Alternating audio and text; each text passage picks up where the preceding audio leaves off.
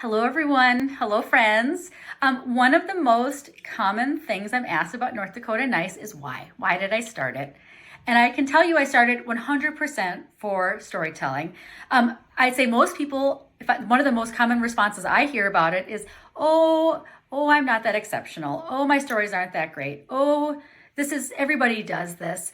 And I don't think what we realize as humans is that all of our stories are exceptional. What are we doing here for not living stories?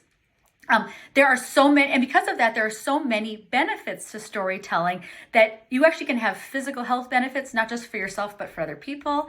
You can have mental health benefits. It builds bridges. As humans, we need these stories to grow generationally. We use them to educate. We use them to build bonds. So let me give you an example. So you and I meet each other out and about, and you say, Amanda, how was your weekend? And I could say, good, or fine, or I went to an event, but here's what I'm going to tell you.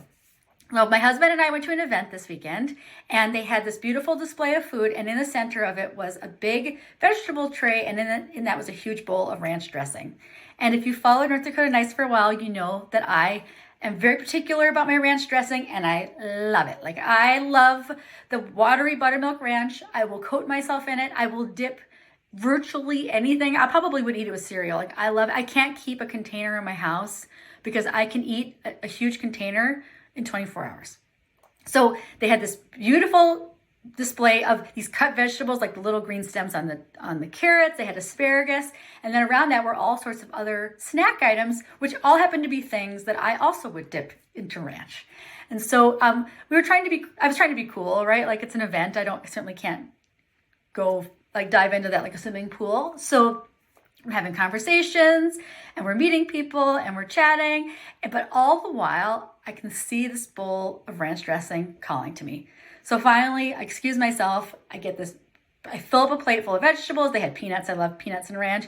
They had chips. I love chips and ranch. They had meatballs. I love meatballs and ranch. And then I got a huge thing of ranch, and I went out in the hall and I ate the crap out of that thing. I ate that like the building was burning down, and I had a wonderful time. So was it a good weekend? It was a great weekend.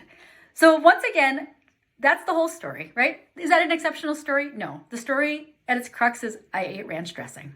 But as opposed to me saying my weekend was good, is that kind of a story is a conversation starter, right? So I could say to you, from that, how was your weekend? And you instinctively will tell me back a similarly long story. You'll give me an anecdote. It's pretty rare that you will say, fine. Or I can say to you, do you have a favorite food? Do you like ranch dressing? So it's a place for us to build a bridge. So when you're going in, and once again, this is not a great story. This is not a story that's like someone's gonna be like, wow, that was really meaningful to me. I feel like my life has changed from that moment. But as you go into the week, as you go into Easter, think about what are the stories from out your day that you could share with other people and use that to build friendships, build relationships with your family, set the tone for an event, set the tone for the weekend, set the tone for your meetings, and use it to have a nice day.